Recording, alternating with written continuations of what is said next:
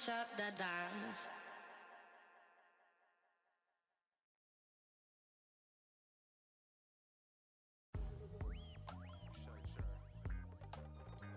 Now, you also made a series about how to use every badge in the game, and I find this fascinating because you cover it from the defensive badges, to the shooting badges, to the slashing badges. So my question for you is, what's your personal favorite badge in the game this year, if you had to choose one? Oh, if I had to choose one favorite badge, oh man, this is actually a tough one. My personal favorite actually is Rise Up. Now listen to your old man 89 Gaming when I say this. Put this on gold if you have a center. 90 standing dunk, 66 vertical. Trust me, just...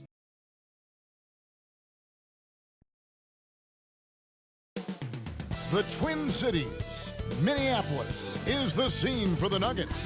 One of the best high-wire acts in all of the NBA. Aaron Gordon looking to take flight as he leads the way for his team as they wind up for action at Target Center. Nuggets tip.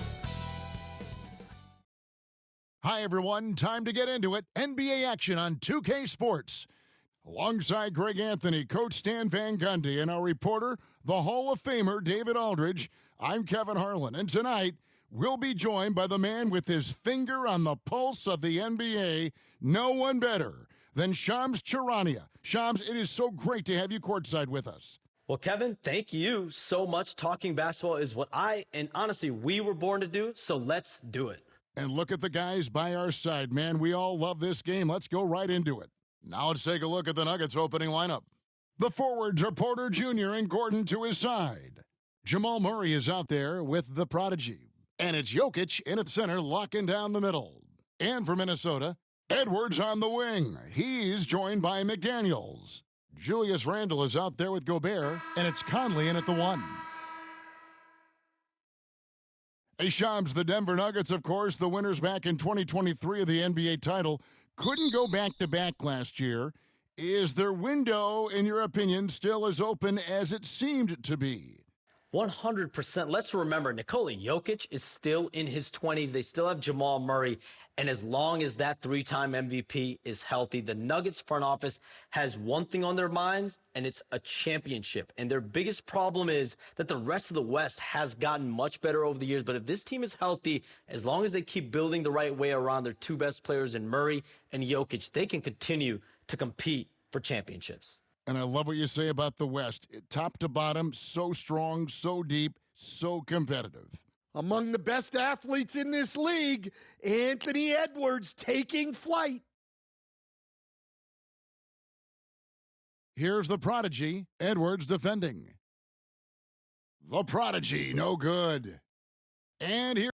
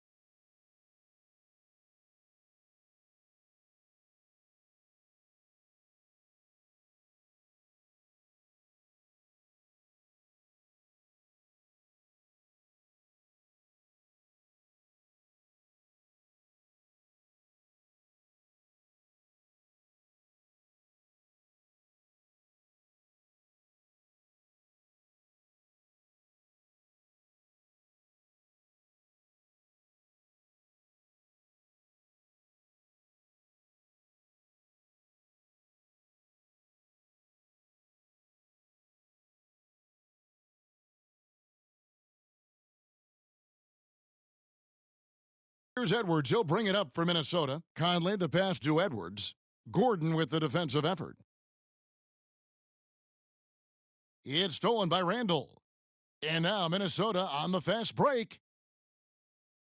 Here's Conley, and it's sent back by Jokic. Great timing by Jokic allows him to block that shot. Here's the prodigy.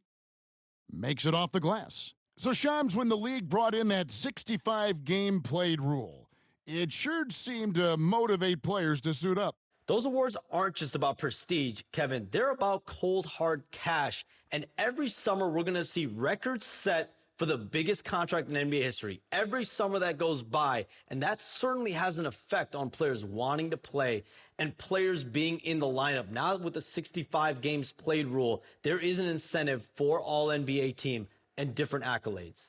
Yes, well said. Just about 2 minutes into the game, first quarter of basketball.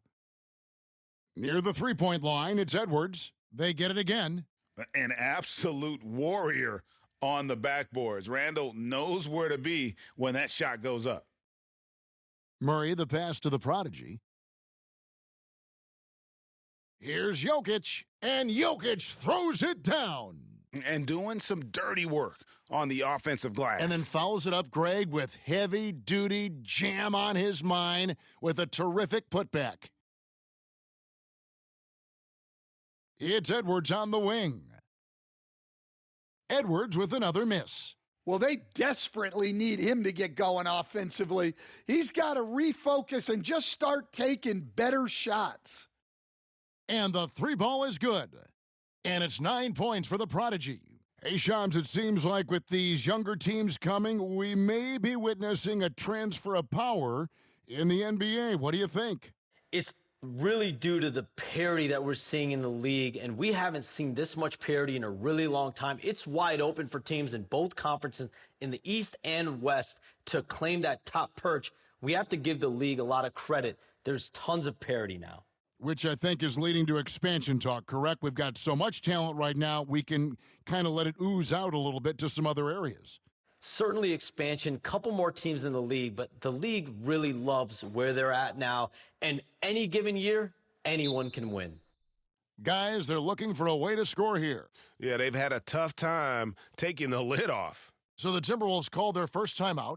And Coach can't like what he's seeing, trying to get them refocused.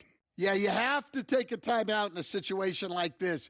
Stop the bleeding a bit and regroup.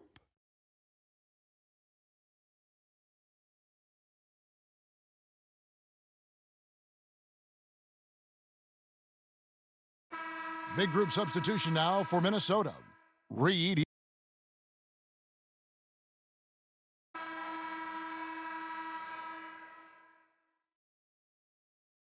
So for the Timberwolves, their last game, a win against Dallas. Well, we can all agree nothing better than the atmosphere of an NBA game. So, Shams, I know it's hard to pick one, but is there a best crowd, a best atmosphere in the NBA that you've come across that you really appreciate?